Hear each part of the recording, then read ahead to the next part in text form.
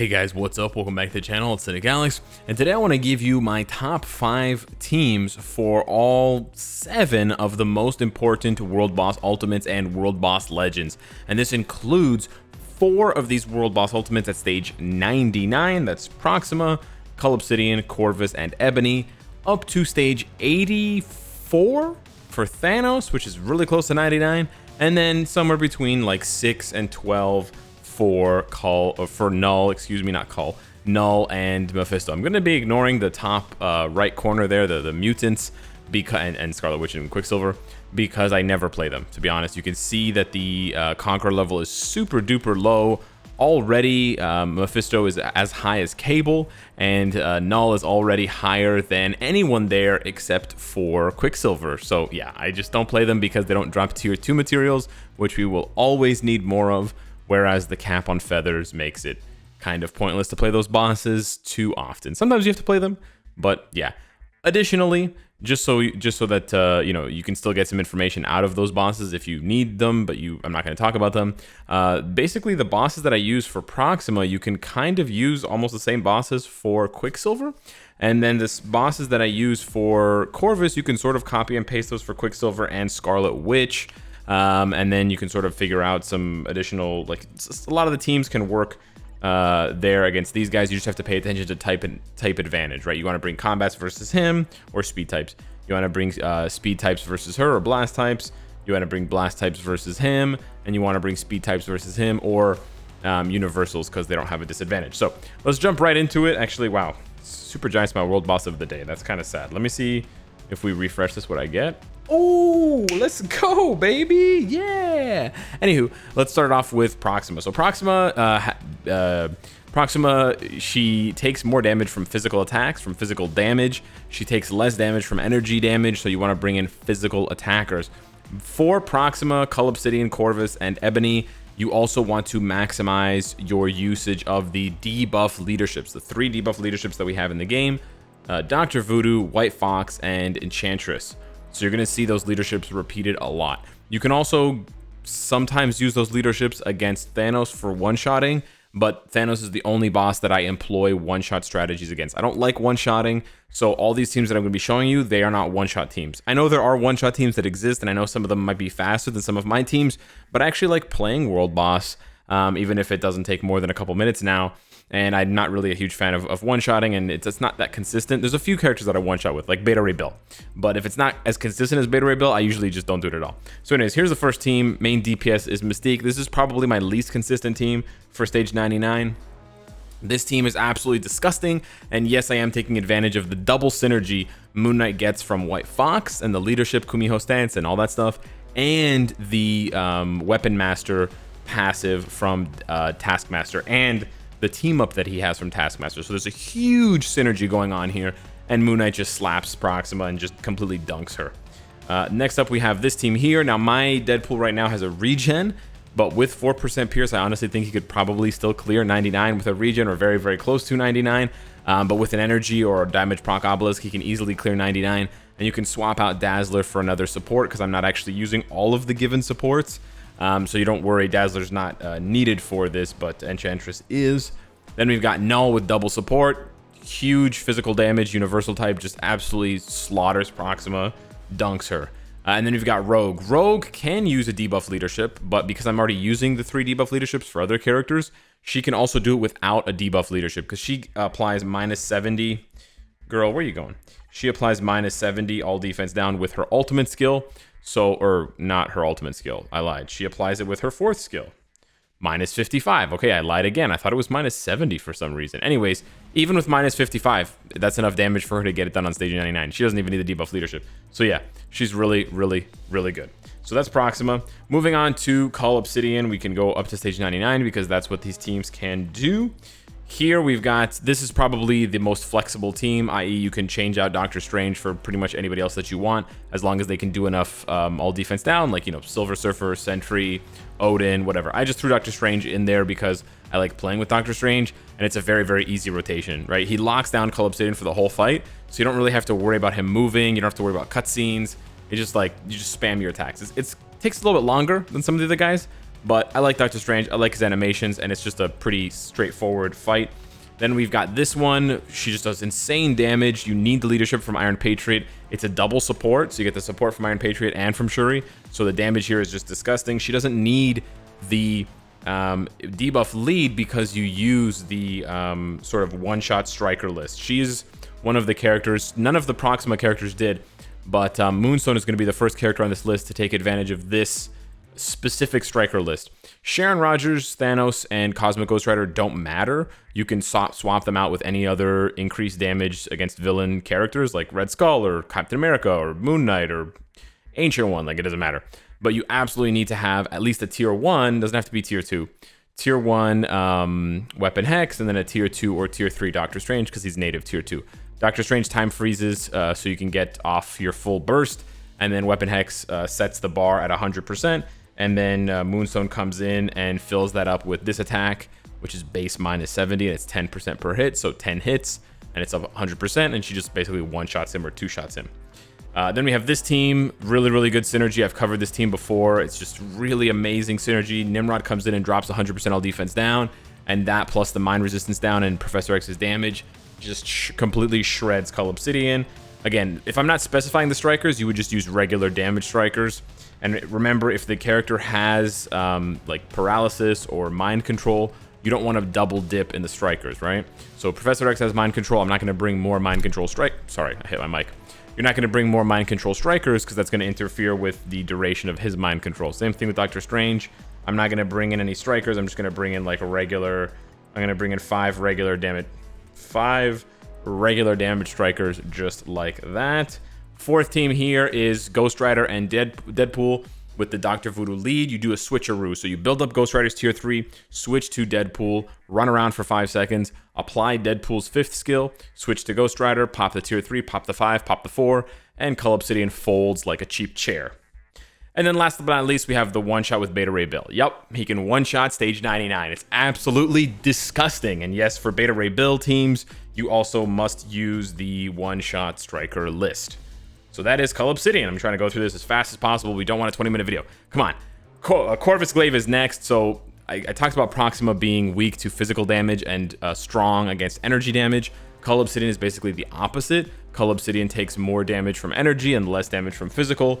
Corvus takes regular damage from speed types, and he actually takes the most damage from physical damage. He takes a little bit less from energy, but speed is really what you want.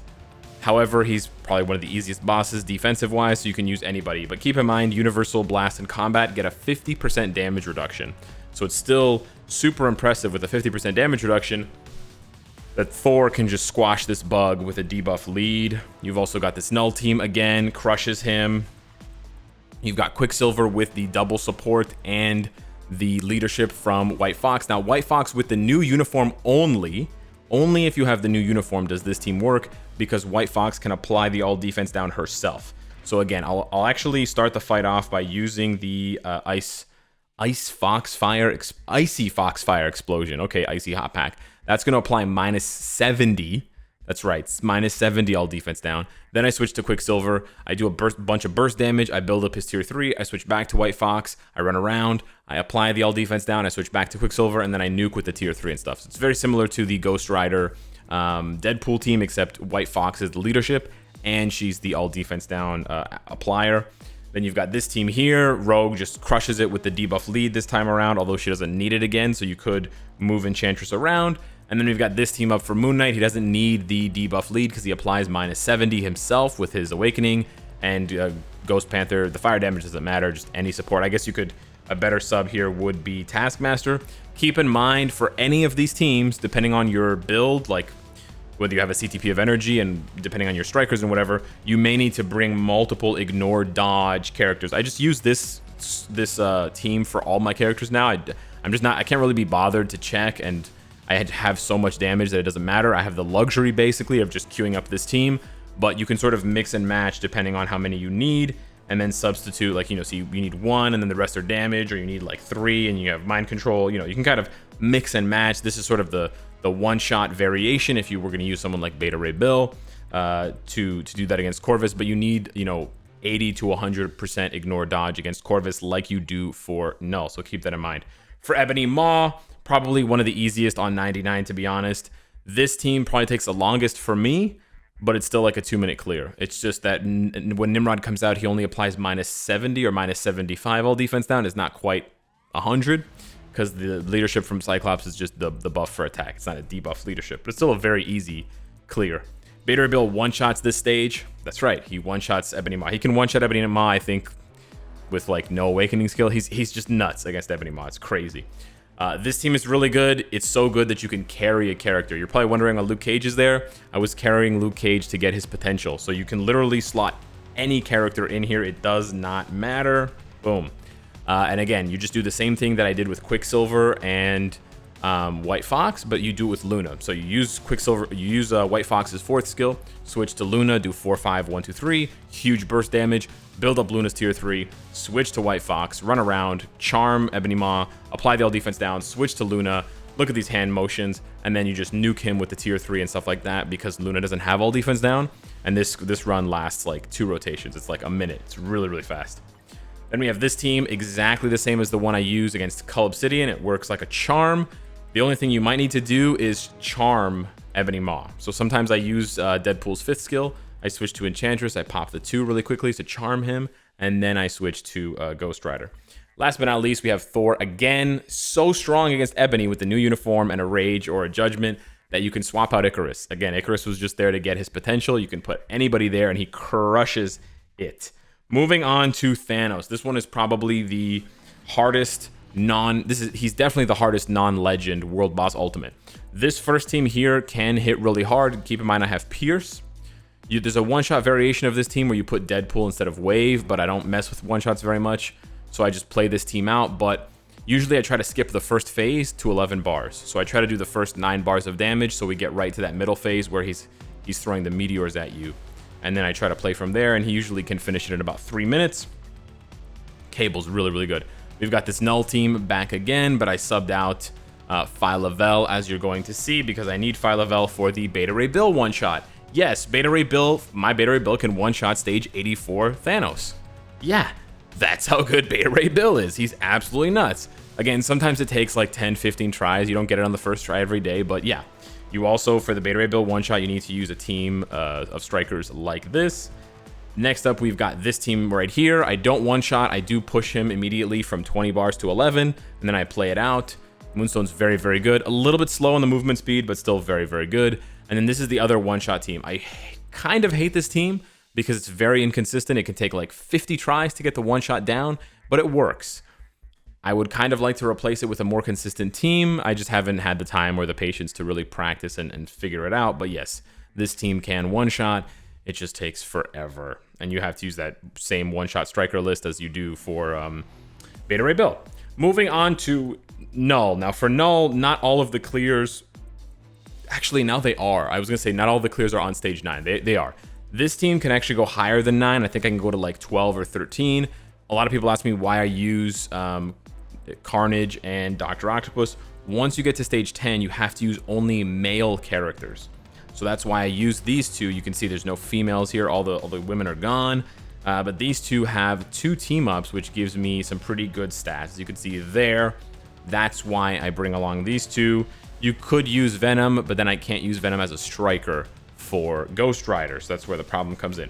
But yeah, the other 4 clears are on stage 9. This team is very, very good. You can use either Gambit's lead or Cable's, but you do need the 50% ignore dodge, especially if your Cable has a rage. So keep that in mind.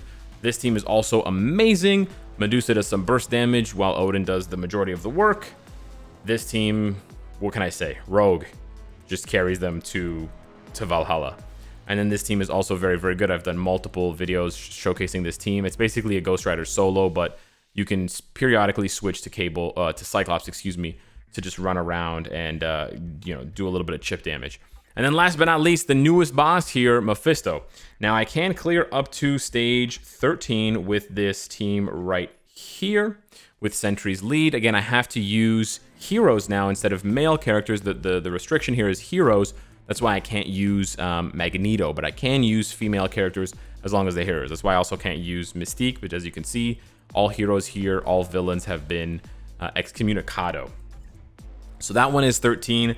The rest of them are around 9 or 8, depending on how much patience I have and how lucky I'm getting or how unlucky. But I have this team right here, Beta, Thor, and Storm for the elemental damage. We have this team right here. Now we use Cyclops instead of Cable's lead with Moonstone. Really, really good team. You get the synergy between father and son. I copy and paste my team from Null because it just works. And then this team right here, I just copy and paste it as well because, again, it just works.